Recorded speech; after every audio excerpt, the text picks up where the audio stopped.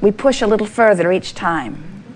It is pleasing for you, always pleasing for us, but pleasing for you when you reach that place that you are so remembering the eternalness of your being, that when contrast or variety gives birth to a desire within you, and you may even look around and see others who are living the fulfillment of the desire that you hold, and you're not living it yet, but you are taking such pleasure from the idea of the desire that the interim between your birthing it and your achieving it in terms of physical manifestation is a joyful time, not an unpleasant time. When you reach that place, when you feel satisfied with where you are and eager for that which is coming, you are in the perfect vibrational stance to allow the evolving life experience that you have always planned on. You knew when you made the decision to come forth into these bodies that you are an eternal being. You knew that this was not a one-shot deal where you would come forth and hopefully achieve all that you were supposed to achieve in order to give yourself the right marks on the right charts for all of eternity. Instead, you understood that you are an eternal consciousness, and this was an experience of co-creating, a time where you could extract from your environment your own personal ideas and preferences. And you understood before you got here, and you still understand that non-physical part of you that exists, that as that new idea is born within you, that idea or that preference or that desire or that wanting, you can call it anything you want, but it is a preference that is born, that is known to you on many levels of your being. Sometimes it is a subtle preference, so subtle that you couldn't even articulate it. Sometimes it is a powerful preference, so powerful that it's all you want to talk about. But when that desire is born, no matter how great or small, no matter how speakable or unspeakable it is, when it is born within you, you send out a vibrational request, a desire, whether you talk about it in words or not. And in the moment that that preference is born, Source begins to answer that preference, and all things, heaven and earth, begin to move to accommodate you in that preference. So that's step one and step two of the best creative process that we have ever known. It is an eternal process. It is a universal process. It says, when you ask, it is given. But we are here more to talk about the third step in this three-step process, because even though all of you are always asking, and even though all of you are always being answered, all of you are not always letting in what you're asking for. And that's what this gathering is about. We call it the art of allowing, and it is literally about tuning yourself vibrationally to allow what you're asking for. Tuning yourself to allow your connection with who you really are. Tuning yourself to allow your alignment with who you really are, so that you can really be you. It's nice when you let yourself really be you. And by letting yourself really be you, what we mean is practicing thoughts and paying attention to the way they feel, because that's the way you know what your vibration is. You are much more vibrational beings than you are flesh, blood, and bone beings, but you are so accustomed to seeing yourself and feeling yourself in the visceral, physical sense that sometimes you forget that you are vibrational beings, and you forget about paying attention to your frequency, or to whether you're on frequency with your source energy. You understand that with your radio. You don't set your dial out in some nebulous number and expect to receive something specific like 98.6. If you want to hear what's being broadcast from 98.6, you set your tuner to that same reception mode, and you can tell when you're on signal because the sound comes through loud and clear. It's a pleasurable experience. And you can tell when you've got a little static in there, when you're not right on signal. And so your emotions are those indicators for you. That's how you set your tuner to know whether you're on signal with who you really are. And the better you feel, the more on signal you are, and the worse you feel, the more off signal you are. It really is that simple. So when you hold a desire for something, a personal selfish preference, which is a wonderful thing because that's why you're here. It's why this consciousness and this personality is focused here, so that you can achieve your personal desires and summon source energy through your creative mechanism for the expansion of the universe and for your personal experience of joy. So when you identify something as your desire, that object, that state of being, that relationship, that whatever it is, has a vibrational frequency. And Source knows it, understands it, has assumed it, has concluded it from all of the intentions and preferences that you've been launching all along. In other words, every time you have an experience, you amend many of your former preferences. You can't live a moment without having an experience that causes an addition to, oh yeah, you would say, if you were talking to Source Energy with words, oh yes, I just remembered I'd like this too. A constant amending of your preference. And it is so succinctly and uniquely understood.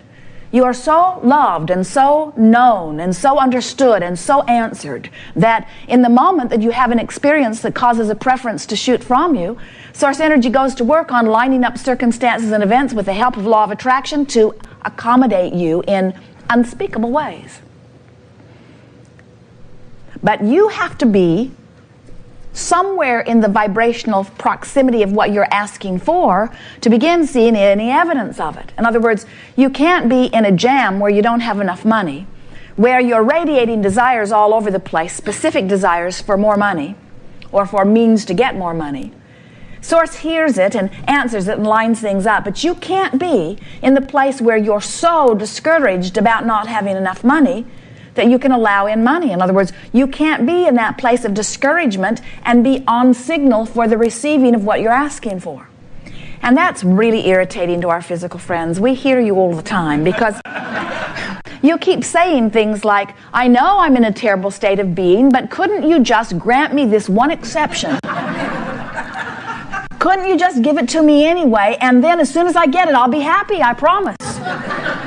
And we say, we know you will be happier when everything that you think you want is coming into place. But we want you to be so in love with the process and so aware of the laws and so sure of your ability to achieve anything that you desire that it takes that pain or angst out of this interim place where your vibration's just a little off kilter. We want so much for you to begin practicing the achievement of vibrational alignment with who you are, and it is ever so much more helpful if you do it when you're not in a jam than when you wait until you are in a jam and then try to do it. In other words, sometimes people will have a sickness in their body and they will say, Abraham, how can I achieve wellness? And we say, well, you have to pretend wellness.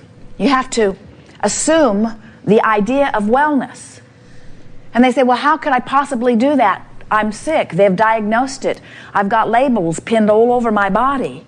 How can I feel well when I'm so sick? And we say, well, you got to get your mind off being sick. That's the first thing.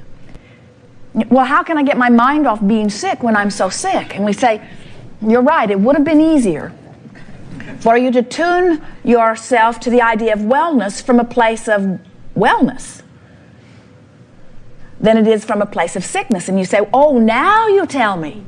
Now you tell me. We say, well, you've been knowing that on many levels all along because your emotions have been letting you know that this thought of anger or this thought of fear or this thought of frustration or this thought of overwhelmment, in the icky way that it felt, it was your indicator that you were not on signal with that which is wellness. But because you trained yourself to be willing to endure negative emotion, you sort of get merit badges on how much negative stuff you can endure. I'm vigilant, I'm valiant, I can keep a stiff upper lip, I can endure the pain, I can put my hand on a hot stove and even though it's sizzling and frying, I'll hold it there because I'm tough, I'm strong. And we say, you're not using your guidance system in the best possible way. And if you continue to endure the negative emotion, it's going to get so impactful that it might be hard for you to get your mind off the troubles that you've manifested as a result of not listening to your guidance system sooner.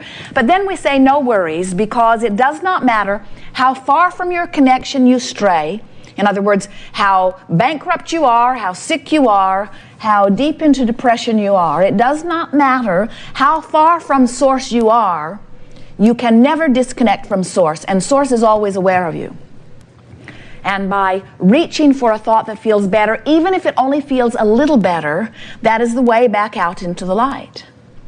Now, our strong encouragement, especially for the majority of you who are not in that place of desperation, our encouragement is you start making a decision that you're going to practice the vibrations that feel really, really good until they are so normal to you that then it's very easy for you to return to them at any time that you want to if there should be something in your experience that causes you to stray from your connection a little bit. In other words, most of you are offering the majority of your vibration in response to what you're seeing. And so as you look around into your world, because there are those you care about, there are many who are having experiences that you would wish them not to have.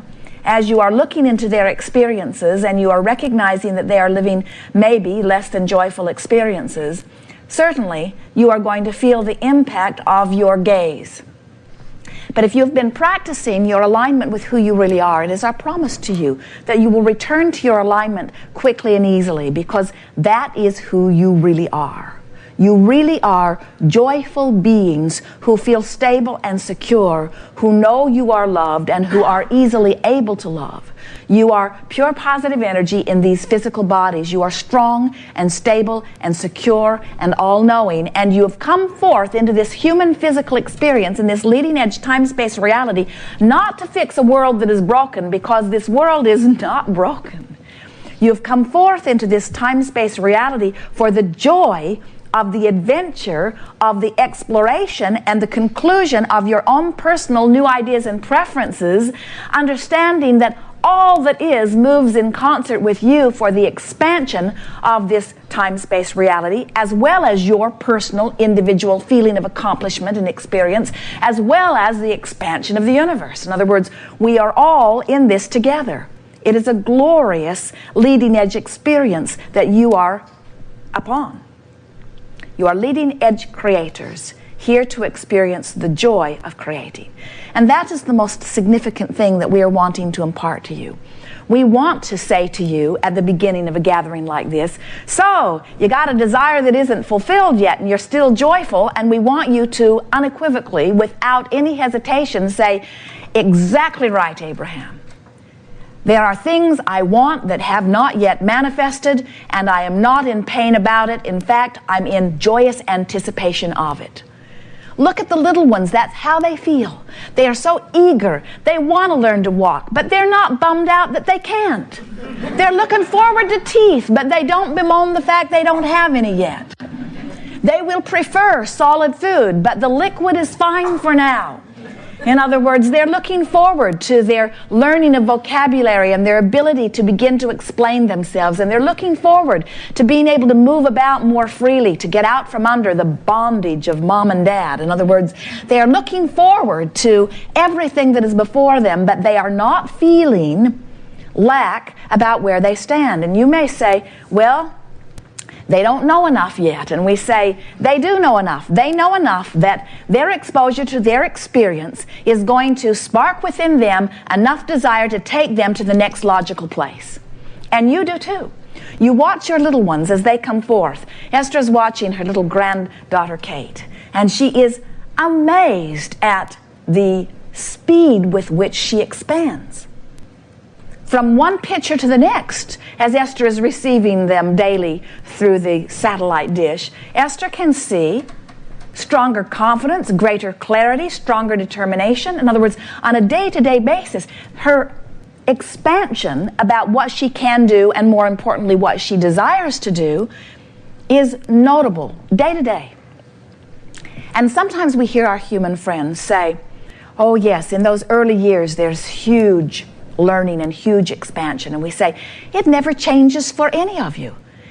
In fact, your exposure to life experiences becomes more the longer you live. And the longer you live and the more experiences you have, the more you are fine-tuning your desires. In other words, your lives are not supposed to be good when you're young and get bad as you get older. Your lives should continue to expand and become richer and fuller and more and more and more and more and more and more delicious, because you are privy to more information, to more experience. You have more opportunity to give birth to more desires. And Source never stops powerfully answering your desires.